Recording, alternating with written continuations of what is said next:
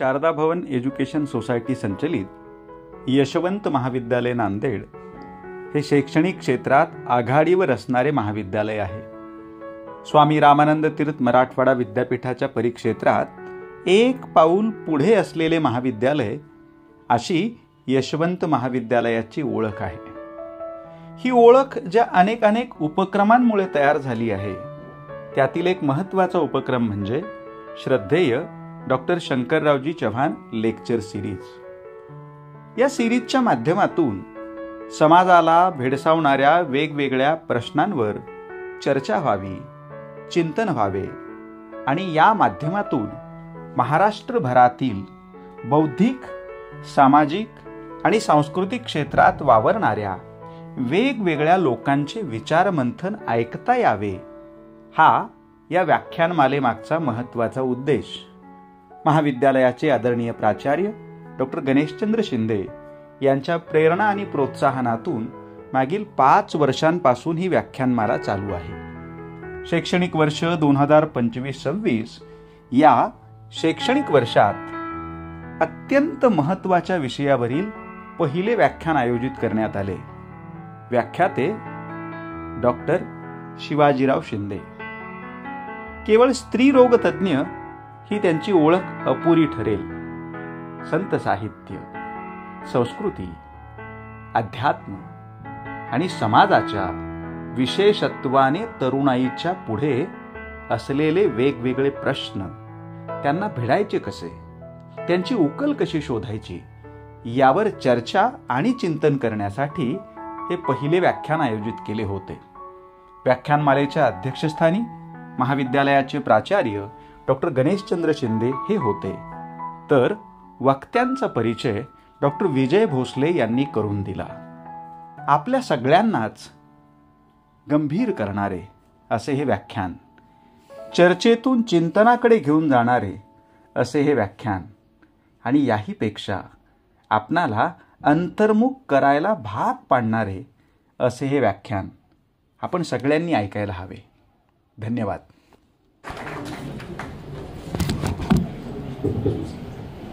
विश्वाधाराचं विजूचं ऐकून असं वाटलंय की आता मी बोलू की नाही.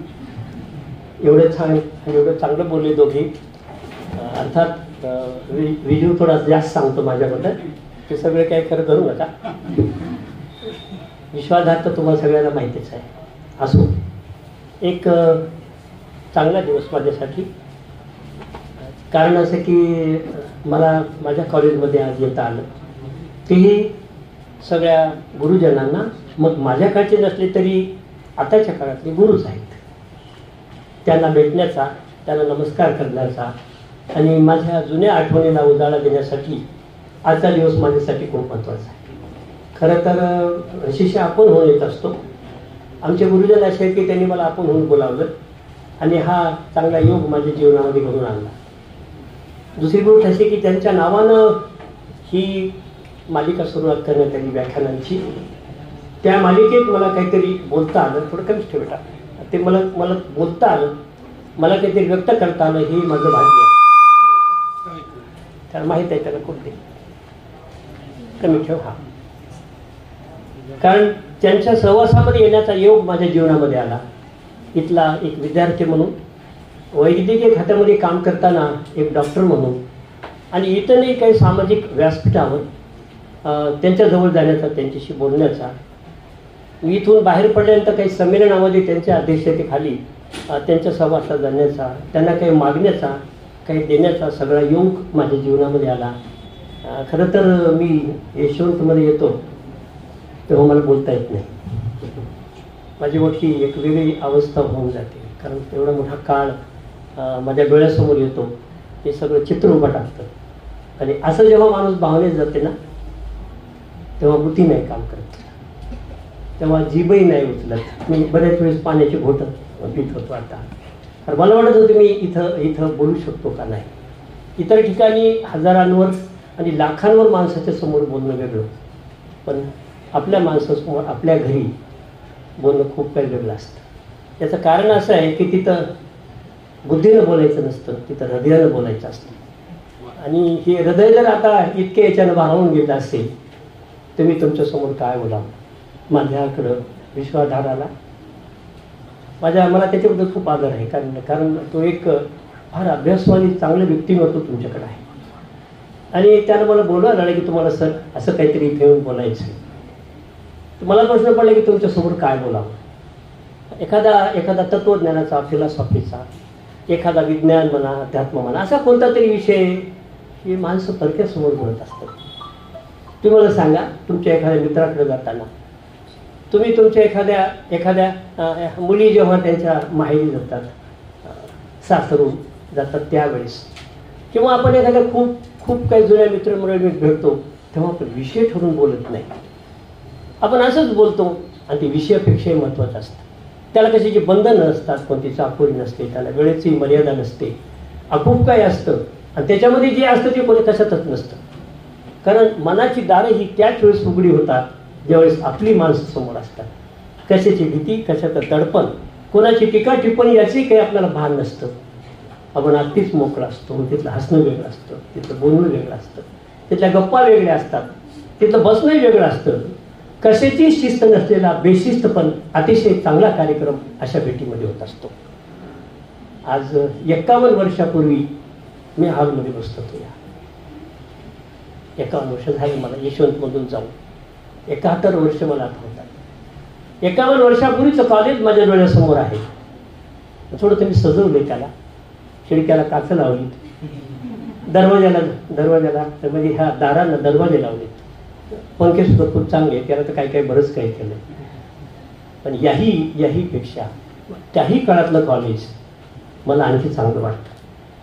तुम्हाला काय सांगू, किती अडचणी होत्या, कशातून आम्ही ह्या महाविद्यालयातून गेलो याचा इतिहास कठीण जरी असला तर खूप गोड आहे. कारण त्यांनी आम्हाला जे दिलं, मला असं वाटतं कदाचित गणेश आहे, सॉरी मला त्याला प्राचार्य गणेशचंद्र म्हणणं वाटत नाही, मी त्याला गणेश म्हणणं मला चांगलं वाटतं, त्याला विजू म्हणणं चांगलं वाटतं, हरिता म्हणणं चांगलं वाटतं, कारण यांना मी लहानपणापासून पाहिले. म्हणून या सगळ्या मंडळी तुम्हाला काय देतात मला माहीत नाही, पण आम्हाला दिले त्या काळामध्ये त्याबद्दल तुम्ही भाग्यवान आहात की नाही हे मला माहिती नाही. पण ही जी मंडळी यांनी या मोठ्या माणसाला पाहिलं ना, मला वाटतं ते देत असतील. या कॉलेजात आम्हाला शिक्षण तर दिलं. काही आमचे प्राध्यापक असे होते, असं नजर टाकायची हॉलमध्ये, आणि नसतात त्या मुलांचे नावं द्यायची. Where is Govind, where is Shivaji, where is Narayan, 2-4 नावं घ्यायची आणि ते बरोबर तीच त्याची अटेंडन्स असायची. किती लक्ष असेल मुलांकडं त्या काळामध्ये. असं हातात कधी रजिस्टर घेऊन त्यांनी अटेंडन्स घेतलं मला वाटतं, आठवत नाही. असं एक फार मोठं अटॅचमेंट होतं अभ्यासाबरोबर. आणखी एक महत्त्वाची गोष्ट होती त्यांच्याजवळ, त्यांनी जे वागवून दाखवलं ना, त्या सिलेबसच्या बाहेरचं होतं. दुःखाची गोष्ट आहे. आता माणसं बोलतात खूप चांगली, शिकवतात खूप चांगली, पण वागून दाखवत नाही. आणि मग ते प्रभाव त्याचा तेवढा पडत नाही जो वागून दाखवण्यानं पडतो. या कॉलेजमध्ये फक्त तुमच्या बुद्धीचाच भर त्यांनी आमचा केला नाही, जो तर सगळ्याच महाविद्यालयामध्ये त्यांना वेगवेगळ्या माध्यमातून शिकायलाच मिळतं. त्याच्या व्यतिरिक्त सांगू तुम्हाला, त्या काळातले विद्यार्थी एवढ्या हॉलमध्ये 10-1 मुलं धोतीवर यायची. तुम्ही कल्पना करू शकता, खेळायची मुलं पहिल्यांदा तिथून बाहेर पडलेली, धोती आणि कुर्ता हे घरातला पोशाख. वर्गामध्ये कमीत कमी 10 तर मुलं धोतीवर यायची. काही प्रमुख पाहुण्याला बोललं तर हे बरं दिसत नाही, हे धोत्र्यांचं कॉलेज आहे का म्हणतील. म्हणून म्हैसेकर सरांनी सांगितलं की सगळ्यांना याला ट्राउझर्स पुन्हा पॅन्ट घालायची सोय करा. गमत अशी की कॉलेजमधल्या एकाही विद्यार्थ्यांना, अर्थात घड्याळी नव्हत्या त्या काळात, जर कोणाकडे असतील तरी घड्याळ घालायची सोय नव्हती. इथं घंटा वाजवायचा, तासाची घंटे वाजायचे, तीच आमची वेळ होती. कोणी मुलं असं काही अगाऊचे काही शानशोक करायला कॉलेजमध्ये परवानगी नव्हती. आणि त्या काळामध्ये आमचे सर, आमचे गुरुजन, आमच्यामधल्या सगळ्या ज्या काही उणिवा होत्या त्यांना दिसत होत्या. मला मोठी कमाल वाटायची. चेहरा बघून ते सांगायची, बोलून घ्यायची, तू परेशान दिसतोस, काय अडचणीत आहेस का. विद्यार्थ्याला बाजूला बोलून घेऊन विचारायची, तुझ्याकडे पुस्तक आहेत का, आम्ही देतो तुला. तुझ्याकडे कपडे नाहीत का, आम्ही देतो तुला. आम्ही यशवंत कॉलेजच्या भोवताली छोट्या छोट्या खोल्या असायच्या, तिथं राहून आम्ही स्वयंपाक करून खायचो. मी 9व्या वर्गापासून MBBS पर्यंत मी स्वयंपाक खाऊन शिकलो आहे. स्वयंपाक करून स्वतः करायचा, स्वतः खायचा, कॉलेजमध्ये जायचं आणि मेरिट ठेवायचं पहिल्या 3 मध्ये. इथली शिकवण होती की त्याच्यामुळे कधी अडचण आली नाही. मला स्वयंपाकाला वेळ लागतो, मला स्टोव्ह आणि स्वयंपाक तर कसा त्याकडे वातीचे स्टोव्ह होते. आता बघायला आहेत की नाही, वातीचे स्टोव्ह, हवेचे स्टोव्ह, त्याच्यावर स्वयंपाक करायचं. आणि मग तो स्वयंपाक म्हणजे करता करता म्हणजे गमती व्हायच्या त्या स्वयंपाकामध्ये. ते काही स्वयंपाकाकडे लक्ष होतं का, आम्ही त्याच्यात तज्ज्ञ होतो.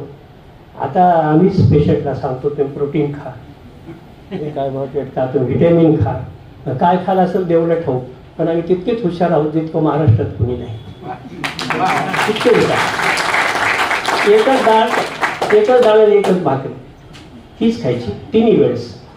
छोटासा डब्बा म्हणजे काय की पेपरमध्ये गुंडाळलेली भाकरी त्याच्या खाली आणायची, त्याच्यावर बनेन घालायची, त्याच्यावर शर्ट घालायचा आणि ताट पण चालायचं. तर भाकरी मोडू नये म्हणून, इथे ठेवली भाकरी मोडू नये म्हणून आम्ही नेहमी ताटच असायचो. म्हणजे असं अभ्यासातही आणि शरीराने.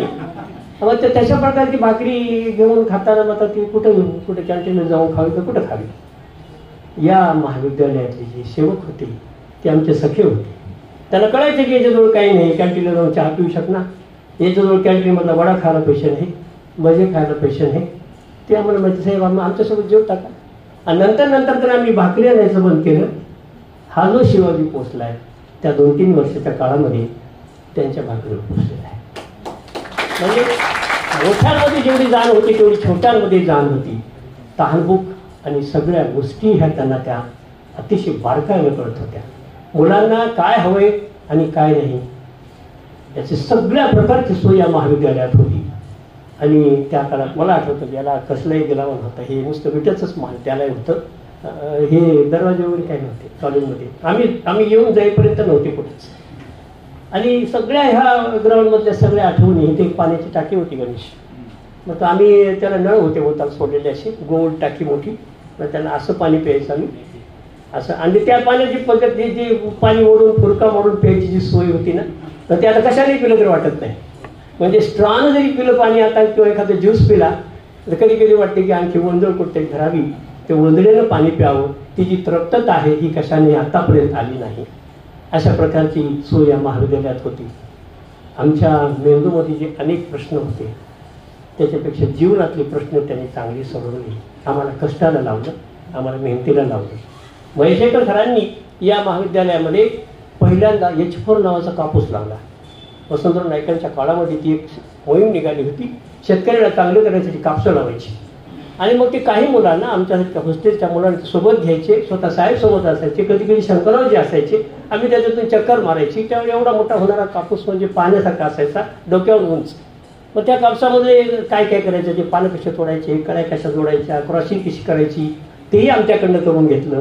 अनेक प्रकारच्या श्रमाची लाज आम्हाला वाटू नये, जी आताही वाटत नाही, त्याचे धडे आम्हाला ह्या कॉलेजमध्ये मिळाले. एकदा कॉलेजबद्दल सांगता थोडंसं थांबून पुढच्या विषयाला हात घालतो. मला थोडंसं मनात आवरेना म्हणून सांगायचं. बॉटनीच्या एका प्रॅक्टिकलला जाताना महत्त्वाची परीक्षा, त्यावेळेस PUC आणि BSc फर्स्ट इयर होतं. 11वी 12वी नव्हतं आमच्या काळामध्ये. जाताना रस्त्यातच माझी चप्पल तुटली. चप्पलला काही कळत नसते आता परीक्षेला त्याला तुटू नये म्हणून. रस्त्यात जाताना तुटली. मी एका हातात चप्पल घेऊन मी तसाच एका पायातली चप्पल पायातच होती, जोरात आलो. तुझे कमलाकर नावाचा एक त्या ठिकाणी शिपाई होता, छपराश होता, त्या बॉटनी डिपार्टमेंटमध्ये सेवक होता.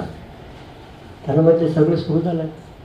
शिवाजीराव कुठाच म्हणजे तुम्ही म्हणजे ही चप्पल तुटली. जाऊ दे चप्पल म्हणजे सुरू झालं म्हणजे काय सगळ्यांचा लाडकं होतो आम्ही विद्यार्थी. म्हणजे काय सगळ्यांना आम्ही सगळेच चाहत होते आम्हाला. पण ती चप्पल हातात घेऊन जाताना त्यानं पाहिजे असताना म्हणे टाका म्हणे ती माझी घाला. आता त्याची उंची एवढी होती.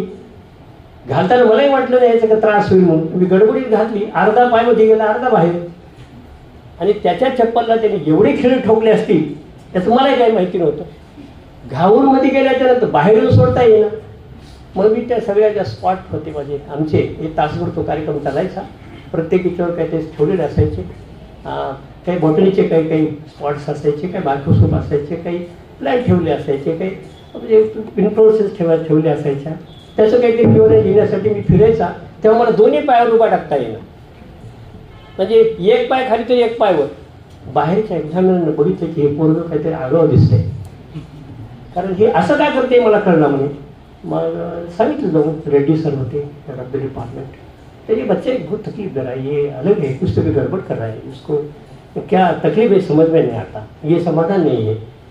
रेड्डी सर ने पाया वो तो बहुत अच्छा बच्चा है, मेडिकल पे जाने वाला बच्चा, वो अच्छा बच्चा नाही बोले कुछ भी गडबड. झाली परीक्षा, त्यांनी मला बोलवून घेतलं, तुझ्याबद्दल तक्रार आहे शिवाजी, तू असं का करतोस. मी काहीच बोलना. तो कुछ तो भी बोल, एग्जामिनर के सामने बात कर रहा आपको, आपके मार्क्स कम हो जाएंगे. सर म्हणलं माझी इच्छा पडतो की मला कमलाकरनं दिली, मला उभा टाकता येणं याच्यात खेळी आहे. मग वो कमलाकर गधा बोले तो दूसरा गधा. निकाल बोले चप्पल मेरी दार बोले. रेड्डी सरांनी त्यांची चप्पल मला दिली त्या काळामध्ये. ती माझ्याकडे राहिली कायमची, ना चप्पल राहिली ना तशी गुरुजी राहिली. ते बिना चप्पलाची, मेरे पास मोटरसायकल है, मैं घर को जाता हूँ, मेरे पास दूसरी चप्पल है. अशा प्रकारचे प्राध्यापक होते. डोक्याच्या गुणीवासोबत पायाच्या गुणीवासुद्धा त्यांना कळत होत्या. हे आमचं भाग्य होतं त्या काळात. मला तर फार बरं वाटते की आम्ही त्या काळामध्ये शिकलो, कदाचित आता शिकलोय नसतो कुणास ठाऊक. तर अशा या महाविद्यालयामध्ये तुम्हाला इतक्या वर्षानंतर भेटायचा मला योग आला, मला खूप आनंद आला. आता मला विचारण्यात आले की तुम्ही कशावर बोलता. म्हणून माझ्या जीवनामध्ये 2-4 जे काही विषय माझ्या आयुष्यामध्ये आले, त्या विषयामध्ये मला एक त्या त्या त्या प्रकरणाकडे पाहायची एक दृष्टी माझ्याकडे ईश्वराने निर्माण केली. पेशंट आला तर एक माणूस येतो, एक कुटुंब येतं, एक बराच मोठा समूह येतो, तो मला दिसायचा. शेतीमध्ये जेव्हा अभ्यास केला तो एक शेतकरी व शेतकऱ्यांचा गुरु, हे शेतकऱ्यांचे वेगवेगळे खाते अधिकारी मंत्री हे ते त्यांच्याजवळ मानायचा योग आला. आणि आध्यात्मिक क्षेत्रामध्ये साध्या साध्या माणसांपासून मोठमोठे कीर्तनकार प्रवचनकार यांच्याकडेही जायचा योग आला. आणि त्या सगळ्यांमध्ये मी माणसं तपासायला सुरुवात केली की काय चाललंय. आणि एक समाजाचं चित्र माझ्यासमोर उभा राहायला सुरुवात झालं. या 50-60 वर्षामध्ये मला जसं समजतं थोडं थोडं, तेव्हापासून जे मी बदल पाहायला सुरुवात केली ना, तुम्हाला आता सांगायला हरकत नाही, मी समाधान नाही. मी नाही समाधान. मला तसं काही कमी नाही, पण मी समाधान नाही. कारण काही गोष्टी तुम्हाला मला एवढ्या कठीण वाटतात, मोठे प्रश्न वाटतात आपल्या जीवनातले, ते तर सगळ्यांनाच कळतात. कोणी आक्रमण केलं आपलं कळतं, एखादा भूकंप झाला आपला कळतं, त्या नद्यांमध्ये वाहून गेली माणसं कळतात, अनेक चंद्राचंद्री तुम्हाला कळतात, अनेक प्रकारचे अपघात, अनेक प्रकारच्या गोष्टी तुम्हाला मला कळतात, चांगल्या आणि वाईट. आता मीडियामुळे तर तुम्हाला मला एवढं लवकर कळतं सगळं की आपल्याला वाटतं की आपल्या जीवनामध्ये हे अपघात आहे, हे संकट आहे, हे आपले एनिमी आहे. पण दुःखाची गोष्ट अशी की अनेक संकटानं, अनेक प्रश्नानं तुम्ही आम्ही पोखरून निघालो, ज्याच्याकडे कोणाचं लक्ष नाही, त्याच्याबद्दल कोणी बोलतही नाही आणि त्याची काही सोय नाही. हे कसं दुरुस्त होईल हा माझ्यासमोर प्रश्न आहे. मी भल्या भल्या माणसांना त्या खात्यातला विचारलं की तुम्हाला झोप येते का. एखादा मंत्री असेल, एखादा महाराज असेल, एखादा कोणता तरी आमच्या खात्यात काम करणारा माणूस असेल की तुम्हाला या खात्याचं चिंतन करताना झोप येते का. तर झोप येण्यासारखं ह्या आता तर काही नाही. खरं म्हणजे तुमच्यासारख्या मोठ्या माणसाला झोपू नये एवढं काळजी करण्यासारखं वातावरण ह्या तुमच्या आमच्या समाजामध्ये आता वावरत आहे.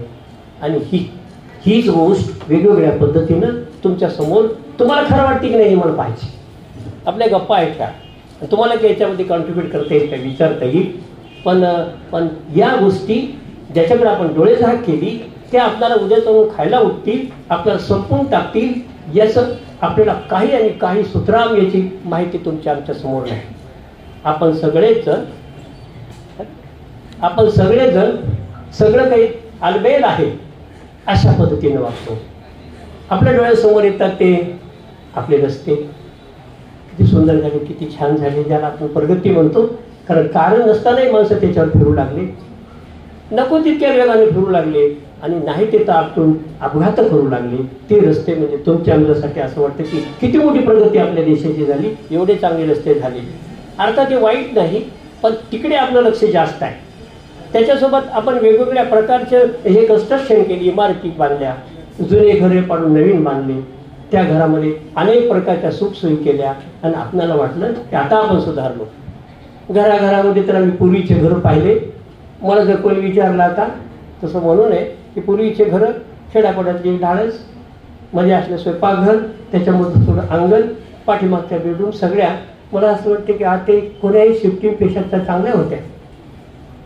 आताच्या घरामध्ये आपण अशी सोय केली, एखादं पोतं सपादत नाही, अगोदर सामान सपादत नाही, नवीन माणूस सपादत नाही आणि काहीच सपादत नाही, असं एक नवीन घर तयार केलं. त्याच्यामध्ये कसल्याही प्रकारची आगाऊची सुविधा नसते. आलेलं ठेवून तरी द्यावं, टाकून तरी द्यावं, अशा प्रकारची सोय या घरात केली. आणि काय त्या फरशा आणि काय ती चकाकी तुमच्या आमच्या घराची अशी होऊन गेली की त्या चकाकीमध्ये आपण काय काय गमावलं तुम्हाला माहिती नाही. या क्षेत्रामध्ये मी काल पुणे दवाखान्यात गेलो होतो. त्या ठिकाणी 10-12 पेशंट या मांडीतल्या हाडाच्या फ्रॅक्चरचे होते. त्याच्यापैकी 9 पेशंट बाथरूममध्ये पडलेले होते. त्यानंतर बाथरूममध्ये कसे पडलात, तेव्हा नवीन घरामधल्या फरशा इतक्या गुळगुळीत आहेत, तिथं थोडा वेळच गेलं ते पडतात. म्हणजे किती दवाखान्याची सोय केली. अशा जर गुळगुळीत फरशा बाथरूममध्ये नसल्या तर एवढे पेशंट कोणी दवाखान्यात गेले नसते. अशा प्रकारे आपण त्याचा परिणामाचा विचार न करता ही कन्स्ट्रक्शन उभा केलं. त्याच्यामध्ये मला नवल वाटते. मला आमच्या सावतेकडे नेहमी म्हणायचे, लोक खिडक्या करतात, मग खिडक्याला काचं बसवतात, त्याच्यावर पुन्हा पडदे लावतात, सगळं बंद करून एसी लावतात. डॉक्टर साहेब मला काही कळतच नाही, हे उघडं किती छान होतं. म्हणजे आपण नेमकं काय केलं, खिडक्या कशासाठी कधी उघडतात, कधीच उघडत नाही. मग कशासाठी केल्या खिडक्या तुम्ही, हे करावं लागतात म्हणून केल्या. त्या कॉन्ट्रॅक्टरच्या सोयीसाठी, बांधकामाच्या सोयीसाठी खिडक्या केल्या. आणि सगळ्यात मोठी वाईट गोष्ट अशी की महिलांसाठी ज्या घरात नेहमी राहतात ते अतिशय धोकादायक आहे.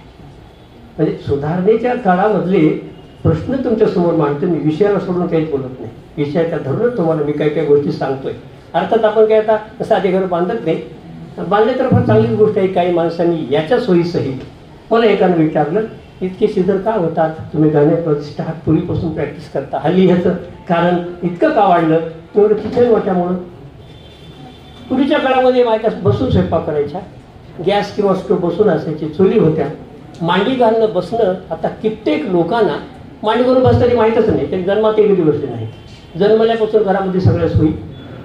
सारख्या महिला ह्या उभ्या आहेत, सारख्या उभ्या आहेत. पण पाठीचा कणा, कमरेचे स्नायू सगळे आखडून गेले असतात. बाळ जेव्हा खाली पोटामध्ये येत असतं, त्याचं वाकणं, काही झुकणं, काही रवणं, काहीतरी जे व्यायाम त्याला नैसर्गिक लागतात, अशा प्रकारचे व्यायाम सध्याच्या काळामध्ये घरात कुठंच नाही. मग घराला पुसणं नाही, घराला साफ करणं नाही, अन्य काही काम नसलेली जी अशी जी मंडळी आहेत महिलांच्या विश्वामधली, त्यांच्यासाठी फार मोठा प्रश्न तयार करून आपण ठेवलेला आहे. मग त्या कुठेतरी फिजिओथेरपीकडे जातात, कुठे योगाकडे जातात.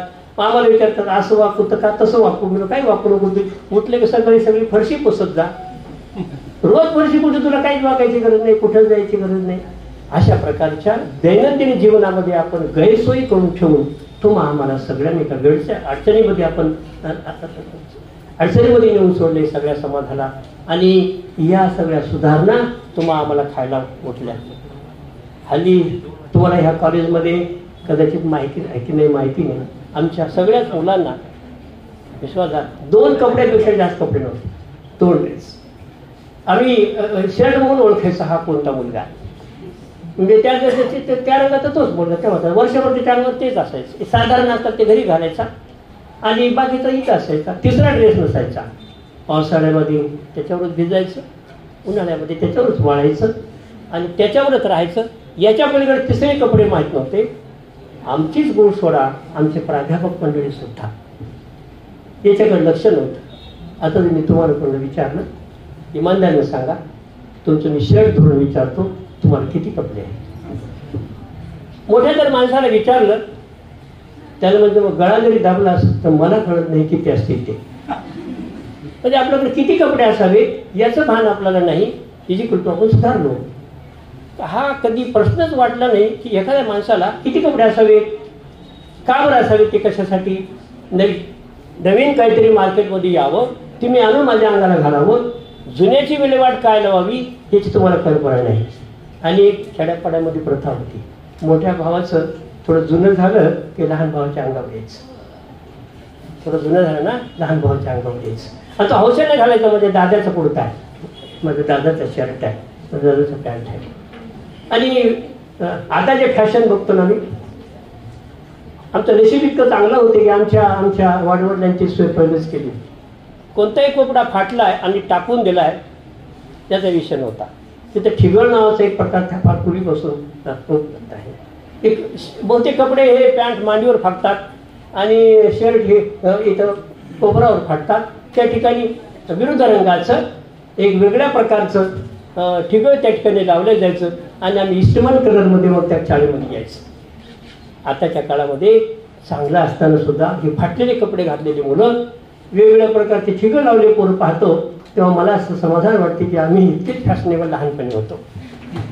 आमचंही लहानपण किती समृद्ध होतं आमचं लहानपण की याच्यापेक्षा मोठे दिसतील असे ठिगळ आमच्यावर होते.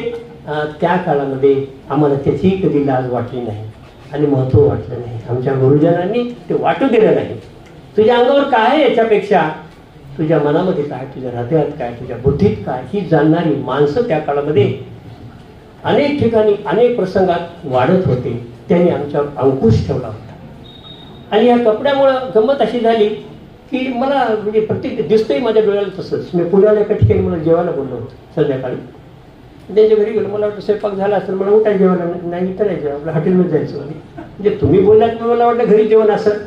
ते म्हणजे नाही इथं मला हॉटेलमध्ये जेवण आहे. चला मी बसले होत्या बैठकीमध्ये. ते म्हणजे आम्ही कपडे घालून येतो. मध्ये गेले. बैठकीतले कपडे बरे होते त्यांचे. त्याच्यापेक्षा लहान लहान कपडे घालून बाहेर आले. निघताना मी तर माफ करा म्हटलं मी नांदेडचा माणूस आहे. तुम्ही कपडे घालायला घेतात ते कपडे काढायला घेतात. म्हणजे मुलींनी पुरुषांनी सगळ्यांनी कोणी चड्ड्या कोणी टी शर्ट कोणी काहीतरी घालून आले. म्हणजे पहिलंच बरं दिसत होता. ते घातलेले कपडे काढून तुम्ही इतके छोटे कपडे घालून आलात. नाही म्हणजे थोडं इथल्या पद्धतीनं या गावात राहावं लागते. म्हणजे मलाही चेडी आली तर द्यायचे. म्हणजे तिथं हॉटेलमध्ये गावढाळ वाटू नये. मी जेवायला बसतो त्याला वाटू नये हे कोण जेवते म्हणून. तर अशा प्रकारची एक प्रथा तुमच्या आमच्या पुढे झाली. आपण याच्याबद्दल थोडाही विचार करत नाही. मला तुम्हाला विनंती आहे माझी. प्रत्येक गोष्टीसाठी विचार करायला थोडा वेळ पाहिजे तुमच्याकडे. आपण जे काही करतो त्याच्याबद्दल तुमच्याकडे वेळ पाहिजे जो आपल्याजवळ नाही. आपण काहीतरी करत जातो. आपण प्रवाहात राहतो. आपण कसल्याही प्रकारचा विचार न करता अनेक गोष्टीचं अनुकरण करतो आणि ही गोष्ट नंतर तुम्हाला एवढी जड होऊन जाते की ती तुमचा आमचा ऱ्हास करायला कारणीभूत होते. या समाजाला अशा प्रथांनी संपवून टाकलं. इतकं संपवून टाकलं की एखाद्या व्यक्तीवर जर चांगले कपडे नसतील तर त्याला वाटतं माझा जीव गेला की काय. मी 1980चा एमडी आहे. माझ्या जीवनामध्ये शेती आली. शेतीमध्ये मी जायचं सकाळी लवकर उठून. तिथं काही फिरायचं. मग कुठे झाडं असायचे झोडपं असायचे काहीतरी असायचे काही काटे असायचे कुठला पाला पडायचा कुठलं झुंजुरडी असते चिकटा असते काहीतरी अंगाला चिटकायचं. गडबडीमध्ये चिखलात एक पॅन्ट वर केला तसाच राहायचा. खाली रबराची बुटं असायची. आणि गडबडीत दवाखान्यात आल्याच्या नंतर इथं दवाखान्यात आल्यानंतर या लोकांना असं वाटायचं की हे कोण आले मला म्हणायचे. माहिती नसले माझं. ते म्हणजे आपले डॉक्टर साहेब आहेत. माझ्याकडे असं बघायचे की जसं ते मी अतिरेकी आहे. त्यांच्या डोक्यामध्ये डॉक्टरची कल्पना म्हणजे एक असं विशेष काहीतरी कपडे. मग ते सकाळी आले की एखादी बॅट घेऊन फिरवत करत कोणातरी हेल्थ क्लबहून कुठेतरी क्लबहून आणला माणूस आणि फॅशनेबल राहणारा काहीतरी कोट घातलेला. मग हेच तपासतात की बाई म्हणजे हेच तपासतात. मी याला कळते की म्हणजे कपड्यावर त्यांनी माझी किंमत अशी केली की ह्या माणसाला काही कळत असेल की नाही शंका वाटते. एक दावणगिरीचा पेशंट माझ्याकडे आला आणि तो दवाखान्यात आल्यावर मी उसच खाली आलो. मी काहीतरी निमित्तानं तपासणी सुरू झाली नव्हती. नमस्कार आम्हाला दाखवायचं आहे. मला काय हरकत नाही. कुठे आहे डॉक्टर म्हणलं मीच आहे. ते माझ्याकडे वरून खालपर्यंत बघितलं. काय दुनिया निघाली म्हणे. कोणी म्हणाले म्हणे मी डॉक्टर आहे म्हणून माझ्यासमोरच. आता मी मग त्याला काय उत्तर द्यावं शांत बसावं. त्याला फोन केला दावणगडला. त्यावेळेस मोबाईल नव्हते. समोर जाऊन ते STD वगैरे काय त्याच्यावर फोन केला. का म्हणे साहेब तुम्ही असं दवाखान्यात पाठवले. एक माणूस आहे म्हणून ते म्हणाले म्हणे मी डॉक्टर आहे म्हणून. अरे ते म्हणजे तसतेच होते ते तसं दिसते ते डॉक्टर आहे सगळ्यात मोठं. आणि मग त्याचा भ्रम झाला. मग तरीही तो दुपारी 2-3 वाजेपर्यंत बाहेर बसून राहिला. उगा बघायचं पेशंट यायलेत का आणि यानं तपासायला का. पेशंट यायलेत का हात तपासायला का. त्याची पूर्ण खात्री द्यायला तर दवाखाना बंद होताना तो आला. साहेब म्हणे मला आता खात्री झाली की तुम्ही डॉक्टर आहात तुम्ही तपासा म्हणे आता. ही जर आपण सगळ्या गोष्टी कपड्यासाठी जर करू लागलो, त्याचा विचार कोणी करावा? नाहीत काही प्रश्न आपल्यासमोरचे आहेत की नाही? आपल्या दिसण्यावर काय असतं? आणि किती सुंदर आणि किती सुंदर असायला पाहिजे माणूस. सांगू, 2 माणसं या देशात फार सुंदर होऊन गेले. त्यांच्या पुतळ्याकडे लोक तासन तास बघतात.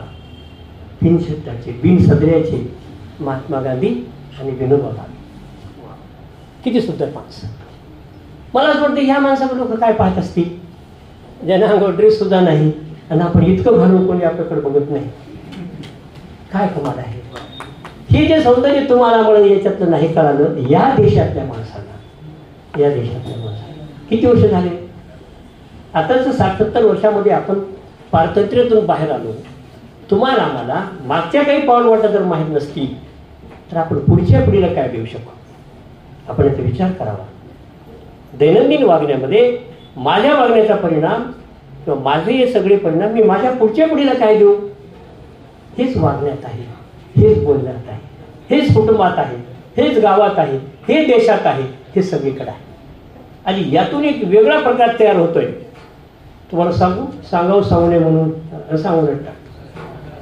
काही दिवसानंतर तुमची पुढची पिढी तुम्हाला विचारेल. एक प्रसंग तुमच्या डोळ्यासमोर आला. तुमचा नातू किंवा पंतू. तितके दिवस आपण जिवंत राहिलो तर असे युद्ध नाही झाले, भूकंप नाही झाले, काही मोठे दुर्घटना नाही घडल्या, आपण वाचून राहिलो समजा जिवंत. आणि आपल्या पुढची पिढी आपल्या समोर. आणि एखादा नातू कधीतरी फिरताना हात धरून जाता जाता विचारलं की आजोबा, पंजोबा म्हणून नाही, आजोबाच म्हणावं. पंजोबा म्हणून कठीण नाही ह्या काळात. आजोबा काय बेटा, तुमच्या काळामध्ये माणसं खरे बोलत होते म्हणून. तुमच्या काळात माणूस खरं बोलत होते म्हणून. हो, मग असा एखादी माणूस तुम्ही पाहिला का खरं बोलणारा? विचारू शकते पोरग ते, असं खरं बोलणारा माणूस बघितलंय का तुम्ही? माझी तुम्हाला विनंती आहे, बाकी समाजाला शिकवायच्या गोष्टी किंवा खरं खोटं काही विचार नका करू. तुमच्या नातवाला तुम्ही सांगू शकावं, बेट्या हा तुझा आजोबा आहे ना, हा खरं बोलतो.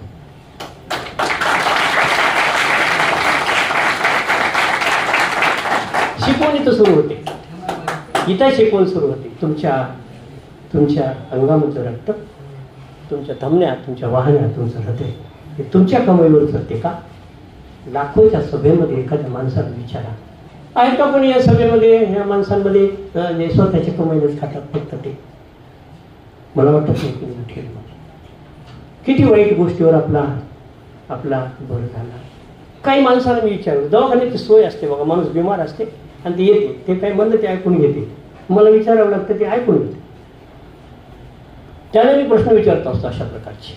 का हो, काहीतरी तुम्ही तुमच्या मुलाला असंच काहीतरी करायला बरेच काहीतरी प्रयत्न करून, काहीतरी पैसे देऊन, भांडगड करून काहीतरी केले म्हणून मला कळालं. हो साहेब, अहो तुम्ही किती चांगले माणसं आहात, किती वारकरी संप्रदाय, तुमचे वडील कसे, सगळे कसे, काय तुमचं आडनाव, किती तुम्ही इतकं चांगलं, असं का करता? त्याने छान उत्तर दिलं, साहेब असं केल्याशिवाय ना आता माणूस मोठं होतात नाही, असं केलं तरच माणूस मोठा होतो. मला असं का, असं आहे का? गावातल्या काही मुलांना विचारलं मी, का रे पोरं, तुमचा बाप शेतीमध्ये जातो, तुमचे सगळे शेतीत जातात, तुम्ही शेतीमध्ये का जात नाही? का बरं जात नाही? तुम्ही शेतीमध्ये घालतात म्हणते. आम्ही दिवाळीच्या सुट्ट्यामध्ये खडे करायचे, उन्हाळ्याच्या सुट्टीमध्ये सगळे आवतं झोपायचे, सगळे कामं करायचे, जनावर राखायचे, दूध काढायचे. तुम्ही का बरं काही करत नाही? सोडून द्या साहेब, याच्यानं कुठं माणूस मोठे होते का? मग कसं होते? आपल्या गावचा ते सरपंच साहेब होतं, ते चेअरमन आहे, आपल्या इकडचे हे जिल्हा परिषदेचे अध्यक्ष आहेत, आपले आमदार आहेत, बघा बरं त्यांनी कुठं आवता धरलेत का? अरे म्हणून बरोबर आहे त्या पोराचं. ते बघा ना म्हणे, आमचा बाप तसाच आहे, हे किती चांगले कपडे घालून बाहेर जाते, मोटरसायकल फिरते, त्याच्या बायकोच्या अंगावर दागिने आहेत, त्याचं लग्न किती मोठं झालं, आम्ही आपलं पर्यटनामध्ये राहावं करून काय बी सांगता आम्हाला तुम्ही? बरोबर आहे. म्हणजे नवीन पिढीच्या समोर ज्या प्रतिष्ठा तुम्ही आम्ही उभा केल्यात, हा तुमच्या आमच्या समोरचा प्रश्न आहे. असं केलं तर असं होते, हे जर मनामध्ये भिजलं ना, या देशाचा सत्यानाश व्हायला वेळ नाही. बाहेरून माणसं आणून आपला मारायची गरज नाही, आपण बरोबरच आहोत. तुम्ही सगळे बसलात. मी फार म्हातारे नाही, फार तरुणही नाही, मधल्या खोलीतला माणूस. जेव्हा मी अशा सभेत बसायचा, पाहायचा खेड्यापाड्यामध्ये सगळीकडं, आणि ती माणसं पाहायचा, 100 किलोचे 80 किलोचे पेटे मानले, मोठे माणसं, एकापेक्षा चांगली माणसं दिसायची, अशी धिप्पाट चांगले, बोलताना हसताना. जेवताना माणसं असे जेवायचे, मोठं ताट, तांब्यामध्ये पाणी, फुलपात्र नव्हतं, तांब्यामध्ये पाणी, मला मोठ्या काशाच्या ग्लासमध्ये ठेवलं ताक, हे मोठ्या मोठ्या वाट्या वरणाच्या भाजीच्या सगळ्या, पोळ्या, तूप, वाटी वाटी तूप खायची. आणि असं मस्त जेवायचे, फुरके मारायचे, आनंदाने जेवायचे, असे गटा गटा ताक प्यायची. आपण जेवलेला आहे आवाज येईना, आपण खाल्लेलंही कळेना, आणि आपण किती खातो ती मोठी कमतीची गोष्ट आहे. आणि अशा प्रकारची तुमची आमची जेवणं झाली, तुमची आमची ताकद अशी झाली की माझ्याकडं जोडपे नवीन लग्न झाली, 1-2 वर्ष वाट बघतात, आम्हाला लेकरू पाहिजे म्हणून येतात. काय झालं, आम्हाला लेकरू झालं नाही, 2 वर्ष झालं. पोरं वजन करणं म्हणजे असं बाहेर पोरं बसते आमच्या इथे, पोराचं वजन 35 किलो, मुलीचं वजन 33 किलो, दोन्ही 37च्या मध्ये. तुम्ही लेकरासारखे आहात, कशाला लेकरू, समाधानाने राहा, आनंदाने राहा. इतके गोंडस आणि चांगले तुम्ही लहान आहात, आणि तुम्हाला जे पुढचं होईल ते केवढं होईल याची मला चिंता आहे. आणि मग ते त्यांना बोलल्याच्या नंतर मी त्यांच्याकडे पाहून मला असं वाटतं म्हणजे की माझी पेन थांबते, माझा विचार थांबतो, माझं औषध थांबते. का अशी पिढी आपली झाली. पुरी खेड्यापाड्यामध्ये मारुती मंदिरासमोर, महादेवाच्या मंदिरासमोर, देवीच्या मंदिरासमोर दगडाचे गोटे होते, 2-3 प्रकारचे. आणि ते दगडाचे गोटे काही सणावाराला, काही पाडव्याच्या दिवशी, काही दसऱ्याच्या दिवशी, काही होळीच्या दिवशी सगळे गावचे पोरं जमायचे. मानेवर माझा अरे उचला पोरो, ते दगडाचे गोटे उचलवायचा, असा उचलायचा जमिनीवर, खांद्यावर टाकायचा, त्यावर बक्षीस होते. आता JCBने ढकलणार, सगळे पोरं जरी जवळचे त्याला एकही ढकलणार. आणि माझ्यासारख्यानं तुमच्यासारख्याचा हात आत्ताही पकडला, मी तुम्हाला दिवसभर सोडत नाही. ही ताकद विश्वासात कुठे गेली. इंग्रजांनी नेली, लबाड गोष्ट. मोगलांनी नेली का, त्याच्यावर लबाड. त्यामुळे ही ताकद तुमच्या माझ्यामधली कुठे गेली. गेली कुठं, याला जबाबदार कोण आहे, त्याची गरज नाही का. अरे कोणी मारू लागलं तर पळायचं ताकद पाहिजे, म्हणजे पळण्यापुरतं तरी माणसाजवळ ताकद पाहिजे. हा तुमच्या आमच्या समोरचा अदृश्य प्रश्न आहे. याचं समर्थन जर तुम्ही नाही केलं तर आता त्याला कोरोना म्हणता ना तुम्ही, हे आजार, फ्लू, कोरोना, सगळे प्रकार, मी त्याच्यातला मोठा माणूस आहे. हे व्हायरल इन्फेक्शन आहे. पहिले तेव्हा सर्दी झाली, त्याला सर्दी म्हणायचे.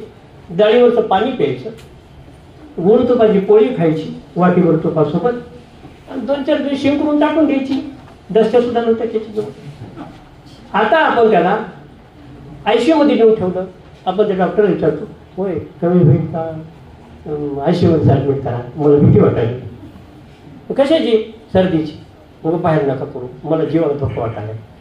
आणि तरुण वयामध्ये होणारे आताचे जे हार्ट अटॅक पाहिजे ना, किती तरुण वयामध्ये, काय काळजी आहे तुम्हाला, खायला प्यायला सगळं आहे, सगळा प्रकार आहे, सगळं आहे.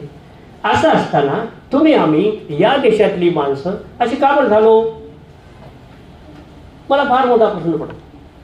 काय होतं आम्हाला खायला, काही नव्हतं बरं, सगळा अभाव होता. बिना अन्नाची माणसं मिळली मला माहीत आहे, पण त्यांनी आत्महत्या केली नाही. अनेक शेतकरी शेतीत काही पिकत नव्हतं तरी त्यांनी आत्महत्या केली नाही. आपण काय करतो मला कळत नाही. त्या समितीवर मी आहे, घरून जाताना मला तोंडात आणलं जात नाही, बसतो त्यामुळे नावं वाचतो तिथं, त्या नावामध्ये असं आपलीच नावं सगळे शेतकऱ्यांची. आणि असं वाटतं की हा माणूस म्हणून काय गेला असेल, आमचे पंजोबा नाही मेले, आमचे आजोबा नाही मेले, आमची माणसं नाही मेली. 1972च्या दुष्काळामध्ये आमच्या आजी काहीतरी भरडायच्या घरात असेल ते, मग त्याच्यात जे असेल ते किती भरडायच्या, एवढं जात्यात टाकायचं, भरडून काढायचं.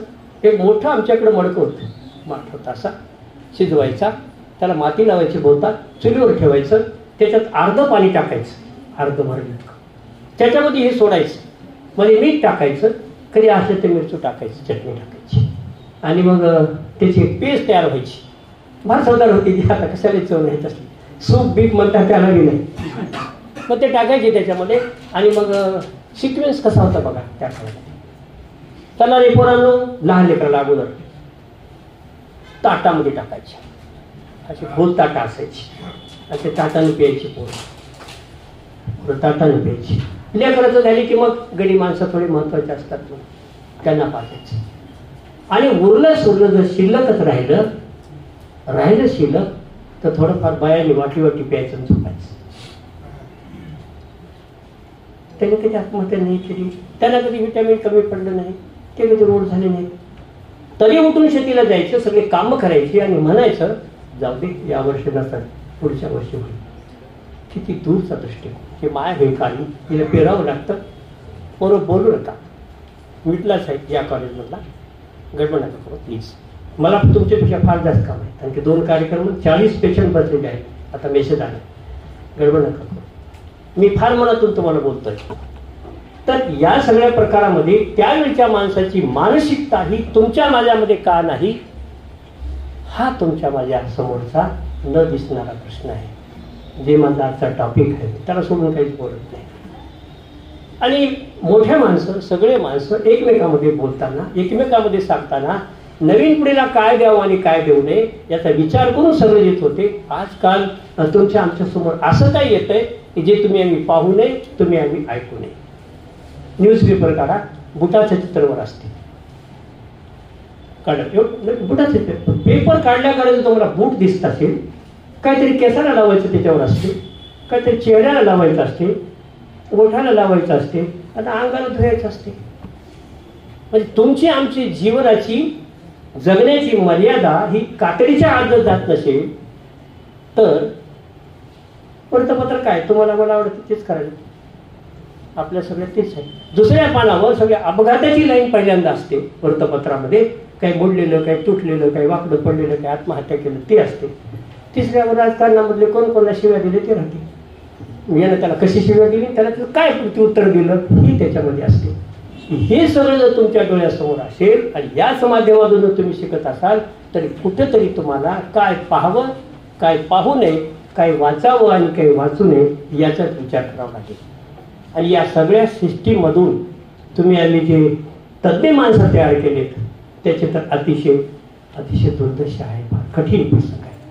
या सिस्टीममधून एज्युकेशनच्या जी मुलं पुढे आले ती मुलं आताच्या काळामध्ये जर त्यांचं नॉलेज जर पाहिलं ना तर भीती वाटते आमच्यासारख्याला. उद्या बिमार पडू, आम्ही कुणाच्या हातात पडू याचा भरोसा नाही. मी तर घेऊन ठेवा म्हणतो, मला काय झालं तर दवाखान्यात नेऊ नका.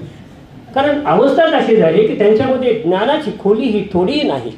एका प्राथमिक आरोग्य केंद्रामध्ये मला इन्स्पेक्शनला पाठवलं होतं, काहीतरी जिल्ह्याच्या टीममध्ये असल्यामुळे मी गेलो. ओपडी संपत आली होती, 1-2 पेशंट होते. ते डॉक्टरजवळ बस म्हणून तू तपास पेशंट. मी बसतो, मलाही तपासता येतात, तुला काही संपत नाही, मी तपासू लागतो. तेवढ्यामध्ये एक पेशंट तिथं आला तर रिपोर्ट घेऊन आला.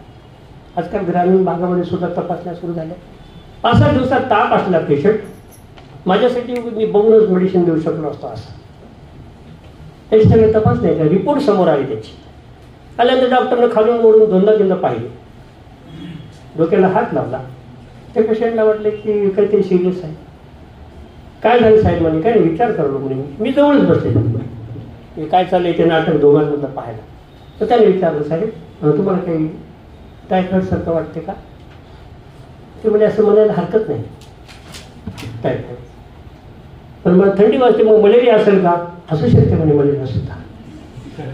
मग आता तर फ्लूची साथ चालली. पहिल्या नंबरात माझ्या डोक्यात तेच विचार आहे म्हणे, फ्लूचा व्हायरसचा. का पोरं काय गडबड का करावी, का गडबड करावी पोरं. कोण आहे बॉटलवाला.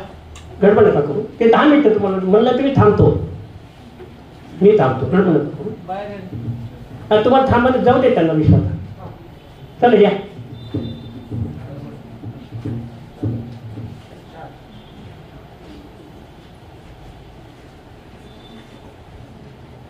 या तिन्ही आजाराचा जेव्हा त्याने त्याच्यावर उपचार केला त्या पेशंटनं, आता काय करावं साहेब. घडलेली घटना आहे तुम्हाला ते ज्याच्यामुळे सांगू, सगळ्या घटना घडलेल्या की तुम्हाला ते खरं वाटावं नाही. म्हणजे आता 3ची औषध द्यावं लागते. 3 आजाराची हो म्हणजे एकदाच द्या साहेब. म्हणजे उद्या मातीला या माझ्या. म्हणजे साध्या गोष्टी ज्या कळायला पाहिजेत की त्यात काय चाललं असेल शरीरामध्ये त्याच्यासाठी जे चिंतन लागते, जे मनन लागते, ते जर डॉक्टरजवळ नसेल तर मशिनरी फार काम करू शकत नाहीत. असा हात ठेवला तर जे कळायला पाहिजे असं त्या काळातलं ज्ञान होतं. परदेशामध्ये सगळ्यात मोठी डिमांड इंडियन डॉक्टर्सला होती. आम्ही जे शिकलो ना, उतारीच्या उतारी पुस्तकाच्या समोर येतात. आमच्या गुरुजनांनी शिकवलेलं सगळं आणि सगळं आमच्यासमोर आताही ऑपरेशन करताना उभा टाकतं. एवढी माध्यमं, एवढ्या तपासण्या होऊन सुद्धा तुम्हाला जर कळत नसेल तर ना पेशंटच्या जीवनामध्ये समाधान आहे, ना तुमच्या जीवनात समाधान आहे. असं असमाधानाचं एक मोठं विश्व आम्ही आमच्यासमोर तयार केलंय.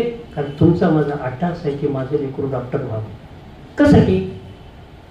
कशासाठी? त्याच्यात एबिलिटी असेल तर ते व्हावं, हा विषय नाही, याला करायचंच.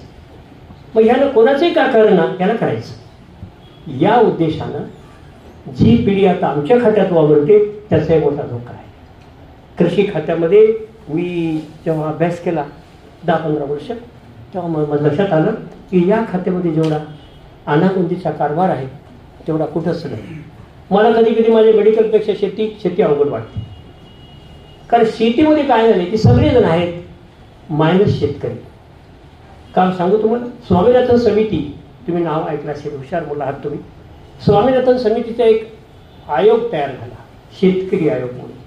शेतीबद्दल त्यांनी फार मोठं संशोधन केलं. काही दिवसापूर्वी जात राहिले, ते जगातला मोठा माणूस होता. त्या समितीसमोर जायचा मला योग आला पुण्यामध्ये. काय ते निमित्तानं काही लोकांना त्यांनी बोलवलं होतं की हा आयोग स्थापन करण्यापूर्वी काही सूचना, काही सजेशन तुम्ही द्या. अशा प्रकारचं त्याचं ते एक आयोगाच्या समोर मांडणी होती. अनेक प्रश्न मांडले. मी आपला छोटासा माणूस होतो त्याच्यामध्ये. मला बेसिकली मी डॉक्टर आहे, स्वामीनाथन साहेब. माझ्यावरील 40-45 वर्षाचा डॉक्टर आहे आणि छोटासा 5-10 वर्षाचा शेतकरी आहे. मी जेव्हा याच्या अभ्यासाला लागलो या शेतीच्या, तेव्हा मला हे नाही कळलं साहेब, how to define a farmer. Please let me know what is the definition of a farmer. एखादा शेतकरी मी कसा डिफाईन करावा हे मला नाही कळलं. आणखी मी एक सायन्स अभ्यास करणारा माणूस आहे. I can define a doctor, I can define a nurse, I can define a engineer, I can define a lawyer, but I am unable to define a farmer since last 10 years I am studying. शेतकरी कोण असावा? माझ्या दवाखान्यात तुला मुलगा आलाय समोर, मी आता बाहेर आलो, त्याला मी म्हणलो तू बस माझ्या खुर्चीमध्ये. त्यानं काय करून ठेवलेलं पेशंट तपासतील का? जो त्या लायकीचा नाही, त्याच्या शिकलेला नाही, तो जर माणूस तिथं बसला तर त्या खुर्चीचं काय होईल, त्या पेशंटचं काय होईल? मी त्याला विचारलं की शेती करणारा the disposal of the land या ॲग्रिकल्चरमध्ये हू शुड बी द फार्मर. त्याची काय डेफिनेशन आहे का? त्याची फिजिकल ॲबिलिटी, त्याची मेंटल कॅपॅसिटी, त्याच्यामध्ये असलेले इकॉनॉमिकल त्याच्यामध्ये सपोर्ट काय आहे, त्याची लँड कशी आहे, याचा काय अभ्यास त्याला आहे का? नाही. मग कसं कुणी उठावून शेती करावं? आणि त्याच्यातून अपेक्षा तरी एवढ्या त्या शेतीमधून की आम्ही कृषीप्रधान देश आहोत. लबाड गोष्ट, बिलकुल लबाड, काहीच नाही. आपण कृषीप्रधान नाही. या देशाला जेवढं काही मिळालं तेवढं या पृथ्वीच्या पाठीवर कोणालाही मिळालं नाही. अबंडंट सनलाईट, म्हणाल तेवढे पावसाला आपण वाहून चाललो एवढा पाऊस, कितीतरी सुपीक जमीन, ह्या 3 गोष्टी देशामध्ये असताना सुद्धा आपण चांगली शेती खराब करून टाकली आणि या शेतीचं वाटोळं करून टाकलं. कारण जुने माणसं आपण शेतीतले काढून टाकले. आता शेतीत धोत्राचा माणूस नाही, सगळे पॅन्टाचेच पोरायचं शेतीत काम करणारे. मला एक पुरस्कार मिळाला होता एकमत परिवाराचा. त्याने म्हणजे शेती कधी कसं होईल शेतीचं, त्यांनी काही प्रश्न मला विचारला. मी सांगितलं ज्या दिवशी धोती जाईल त्या दिवशी शेती जाईल. त्याचं कारण असं आहे की तो जो पोशाख आहे शेतीसाठी तयार केलेला आहे, काही बांधायला, काही जमा करायला, काही गोळा करायला, काही वाकायला, काही बसायला, काही करायला जो पोशाख लावतो तो शेतीचा आहे. तर पॅन्ट घातल्या पोराला काही त्याला बसता बी येईना, त्याला कापता बी येईना, त्याला चढता बी येईना, त्याला कुठं काही शिट्टी बी ठोकता येईना, त्याला कोण्या जनावरला कुठे, त्याला काहीच माहिती नाही शेतीमधलं, आणि तो शेती करतो. आता ही जी दशा आहे, त्या मुलांना माझ्याकडे जोडपे येतात. शेतीतलं दोन्ही, मुलाकडे शेती, मुलीकडे शेती. एका मुलाला विचारलं तुझ्याकडं काय करतोस काम तू शेती? त्याच्याकडे बघून मला थोडंही वाटलं नाही. इतकं स्मार्ट, चांगलं पोरगं, चांगले कपडे घातलेले, अंगठ्या सोडून सगळ्या बोटाला अंगठ्या, सगळं म्हणतो शेती करतोस? हो. किती शेती आहे? काय करतोस? गड्याच्या मागं पुढे बघतो. म्हणजे मागं बघतोस का पुढे बघतोस? माझं डोकंच खराब झालं एकदम. मग काय तुला लाज वाटते का? तुझ्या अंगठ्या बघून तुझ्या हाताला गट्टा आहे का दाखव. माझ्या हाताला गट्टा नाही. मग सांग हळद कसली आहे, कोणती पेरली माझा उद्देश होता, हळद पिवळी आहे म्हणलं त्यांना. उत्तर सांगतो मुलांची, हे घडलेले प्रसंग आहे, काहीच माहित नाही त्याला शेतीमध्ये. आणि तो शेतकऱ्याचा मुलगा आहे, त्याला खूप वाईट वाटते शेतीमध्ये जायला. त्याचा बाप राबतो, त्याची माणसं राबतात, हा शेतीमध्ये जात नाही. याच्याही पलीकडची गोष्ट त्या मुलीला विचारलं, तुझे बाबा कुठले, ह्या गावचे. मला ते जिल्ह्यात सगळी ओळखी आहेत थोडे. बाबाकडे काय शेती आहे, मग तू या तुझ्या किती दिवस 2 वर्ष शेताला गेलीस. आमच्या घरी की नाही शेताकडे की नाही जात नाहीत, म्हणजे सगळी मेल्यावर विकायला जातात. आमच्या घरी की नाही शेताकडे नाही जात नसतात. आमच्या घरी कोणीच गेलं नाही पहिल्यापासून, आम्ही बी जायला शेतामध्ये. मग बेटा म्हणजे हे एवढे मोठी माणसं त्यांच्या बायका काम करायला, तर तू शेतकऱ्याची बायको आहेस, शेतीमधलं काय तुला काय पेरायला येत, काय टाकायला येत, काय माहिती आहे का? ऊसाचे किती प्रकार, हळदीचे किती प्रकार, तुरीचे काय वाण आहेत, मुगाचं काय असते काय माहिती आहे का? आपल्याला त्याच्यातलं काय माहिती नाही. बरं, एखादं मासिक वाचते शेतीमध्ये, तू घरी बसल्या बसल्या, पण ती माहिती नाही. टीव्हीवर काय बघतेस, शेतीतलं काही ती माहिती नाही. अशी माणसं जर कोणी शेतीला आली, तुमच्यापैकी काही जणांकडे शेती असेल, तो तितका अवघड विषय नाही तुम्ही जर हातात घेतला तर. मी MD केल्यानंतर मला विचारलं की तुम्ही एका ठिकाणी मला पुरस्कार मिळाला फार मोठा शेलंदा. मला विचारलं की तुमचा बायोडाटा द्या, मी दिला, विजूला दिल्यासारखा. त्यांनी वाटलं सर MBBS इथून, MD इथून, गायनेकॉलॉजी सगळा प्रकार. ते रेड्डी नावाचे कर्नाटकचे आंध्रामधले एक डायरेक्टर होते. ते म्हणजे आम्हाला लाज वाटली. A person from medical faculty has picked up the first prize in the seminar who is basically एक डॉक्टर. तुम्ही तुमचं मन जर कसा अभ्यास करावा याच्याकडे ट्रेन केलं ना, दुनियातला कोणताही अभ्यास कठीण नाही. तर तुम्हाला विनंती आहे माझी, आता जे तुम्ही शिकता मन लावू शिका, लक्ष देऊ शिका. या सगळ्या गोष्टीमुळे काय होईल, तुम्ही एवढे तरबेज व्हाल, तुमच्या अंगामध्ये ताकद येईल, तुमच्या चेहऱ्यावर चमक येईल, तुम्ही कुठेही जाल तेव्हा उठून दिसता. आणि तुम्हाला असं सगळे म्हणतील की वा शाबास, काय यांच्याकडं किती आणि किती मोठं काहीतरी ज्ञान आहे. हे कुठल्याही क्षेत्रात कामाला येणारं ज्ञान आहे. आणि हे घडण्यासाठी तुमच्या जीवनातला हा काळ अतिशय महत्त्वाचा आहे, अतिशय महत्त्वाचा आहे. आणि प्रबोधनकारांचं जर तुम्ही ऐकून आजकाल जर करायला लागला कोणाच्या सल्ल्यानं, तर तुम्हाला धोका आहे, फार मोठा धोका आहे. वारकरी संप्रदायामध्ये वावरणारा माणूस आहे. त्या काळातले जे फडकरी मोठमोठे माणसं ना, ही माझ्या संपर्कात आले, त्यांच्या सभासात असताना येऊन गेले, त्यांच्याकडे पाहिलं. आणि आताचे जे कीर्तन तुम्ही ऐकता नाव न सांगता, ती केवळ करमणूक आहे. त्याच्यापुढे सांगू ते फसवणूक आहे. समाजाचा बुद्धिभेद करणं, समाजाला बुद्धीपासून त्याचे नागवण करणं, याच्यासारखं मोठं पाप या पृथ्वीच्या तळावर कोणतंच नाही. तुमच्यासारख्या माणसाला एक वेगळी दिशा देण्याचं जर कोणी काम करत असेल ना, त्याच्यासारखं पाप नाही. म्हणून थोडासा वेळ तुम्ही तुमच्या आयुष्यातला रोज थोडासा काढा आणि काही गोष्टीचा अवलंब करण्याचा प्रयत्न करा. मी तुम्हाला सांगितलं बऱ्याच गोष्टी की या दिवसभरामध्ये मी काय केलं, आपण कधीच करत नाही बरं, कारण ते एक वेळ नसतो. होता ते ह्या सामानाने घेऊन टाकला थोडाफार, ते बसू देत नाही शांत, आपणही बसत नाही, दुसरेही बसू देत नाही. आणि कायम त्याच्यावर काहीतरी चालू असतं, आपलं फक्त ते बंद करतं. मधलं जे चालू आहे ते बंद करायचं काम त्याने केले. आणि ही फार मोठी पॉलिसी आहे की आपलं मधलं बंद व्हावं, आपण वेडे होऊन जावं. आता तुमच्या तरुणांमध्ये तारुण्याच्या नंतर, बालवयाच्या नंतर म्हातारपणच आहे. 10-20 वर्षाचा, 25 वर्षाचा तर तारुण्याचा काळ आहे. तो मला माझ्यासारख्या या मध्यम वयाच्या माणसाला पाहण्याची इच्छा आहे. तो माझ्यासाठी दुर्मिळ आहे, अतिशय दुर्मिळ आहे. म्हणून थोडंफार असं अभ्यासानं राहणं अतिशय महत्त्वाचं आहे. अभ्यास सुरू करा आजपासून की तुमचे जे मित्र आहेत, तुमचे कौटुंबिक आहेत, तुमची सगळी माणसं आहेत, ती कशी आहे, यातलं कोणी खरं बोलतं का, यातलं कोणतं बरोबर आहे का. माणसामध्ये काय सुटतातलं बरं बोलतात. इतकी गमतीची गोष्ट आहे की त्याचा इतका विश्वास बसला की खरं बोलू नये.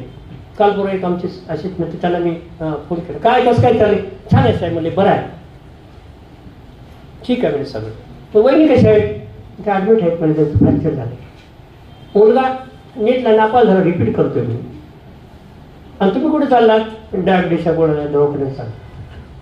पण येणार बरं म्हणजे काय म्हणलं तसं लबाड बोललं सगळं.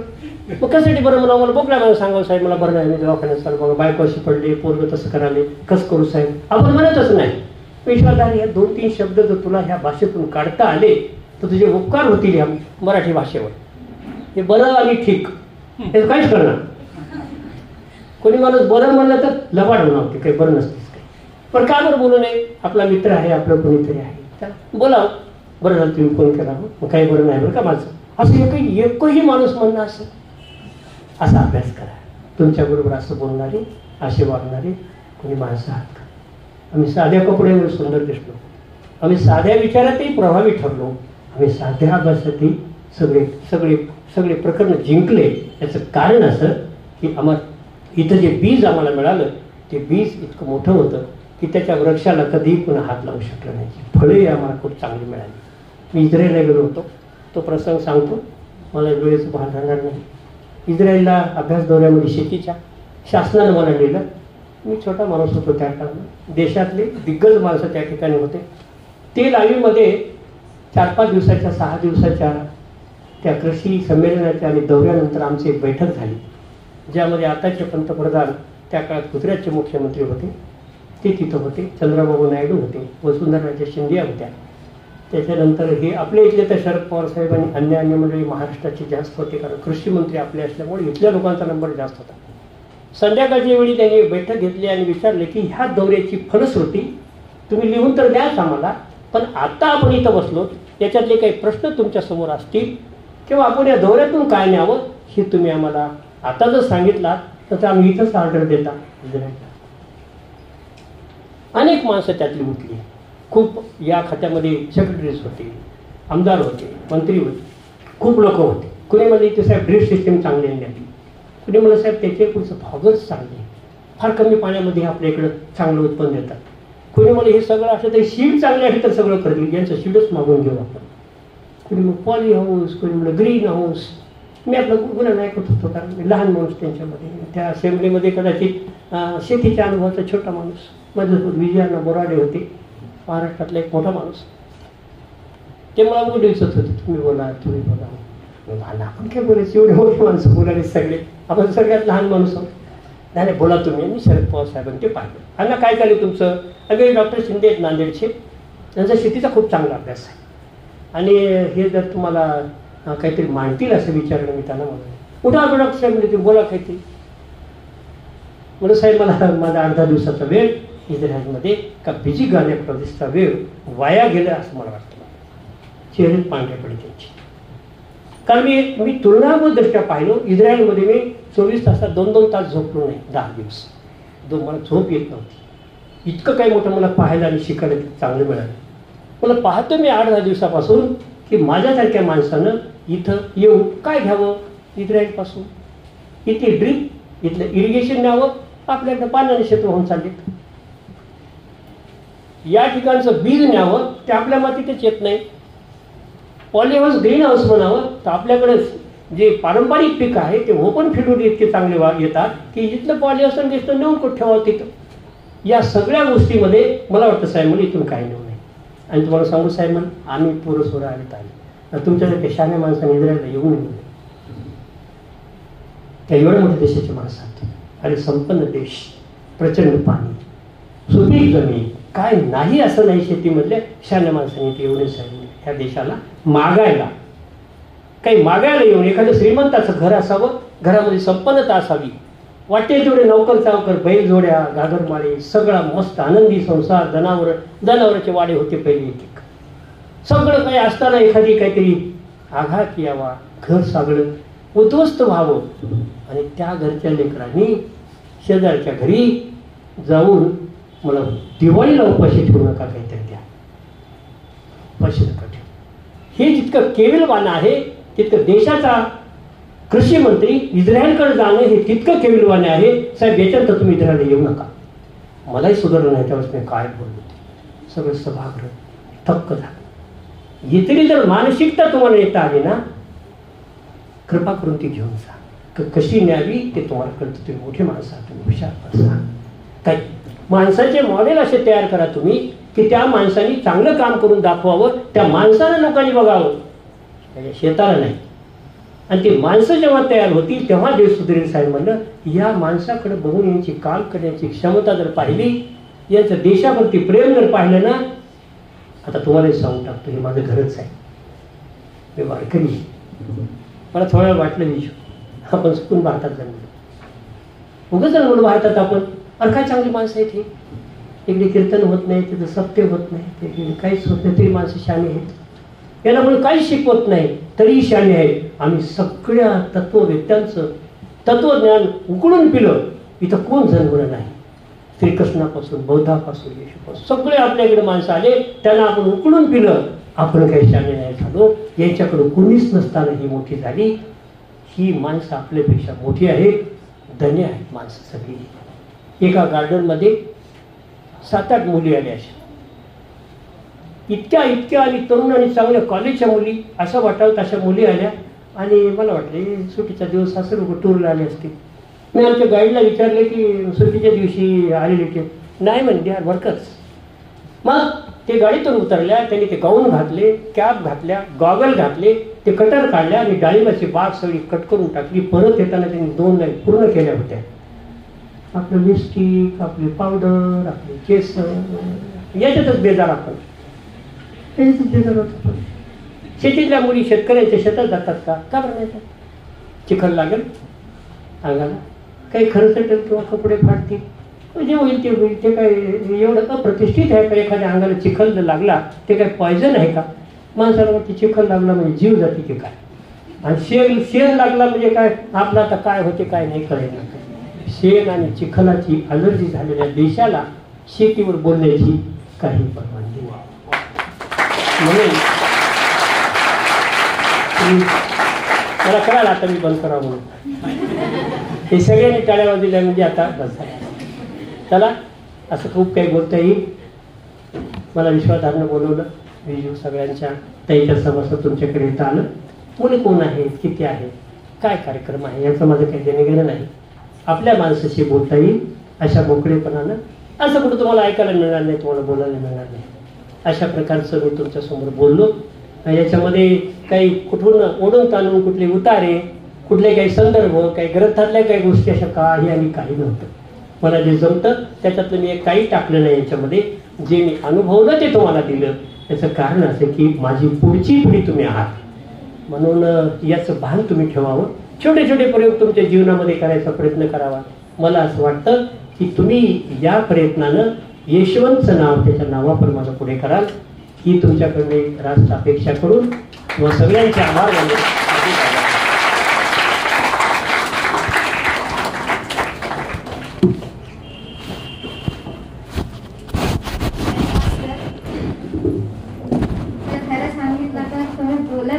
आणि सर्व गोष्टी मनामध्ये एकदम साहजिकपणे रुजत गेल्या. सर्वांना माहिती आता की हीच सत्यता आहे, आपल्या सर्वांना माहिती, पण आपण ना मान्य नाही करत. क्या बात आहे. जे भेटते ना ते भेटलं ह्याचं थँक्यू म्हणण्यापेक्षा कंप्लेंट्स कसं करता येतात आपलं ते. जसं की मला कॉलेजला जाण्यासाठी स्कूटी नाहीये, माझ्याजवळ मोबाईल आहे पण माझ्याजवळ वायफाय नाहीये. पण कोणी हे बघत नाही की मला आता सुद्धा शिक्षण शिकू देत आहे. घरी एवढे काही अडचणी असून सुद्धा मम्मी पप्पा प्रयत्न करत आहेत की मी कॉलेजमध्ये जावं, चांगलं शिक्षण घ्यावं, माझी वेशभूषा चांगली असावी. मी आजकालच्या प्रत्येक गोष्टीमध्ये मला कुठे अनकम्फर्टेबल वाटलं नाही किंवा मी मागे राहून जाऊ नये, यामुळे घरचे खूप प्रयत्न करतात. याच्यासाठी कोणी थँक्यू म्हणत नाही. पण काय भेटलं नाही याच्यासाठी आम्ही नेहमी कंप्लेंट करण्याची इव्हन एक्सक्युजेस शोधतो की हे कसं म्हणून टाकू, आता यावेळेस मला ही प्रॉब्लेम आहे.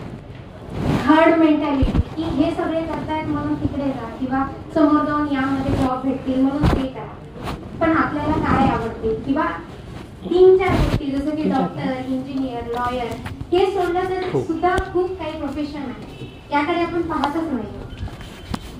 तुम्ही बोलताना सगळं उभा काळ डोळ्यासमोर येत होता. सर्व माहिती असून सुद्धा कळत गेलं, अनुभव गेला, मार्गदर्शन प्रगतीसाठी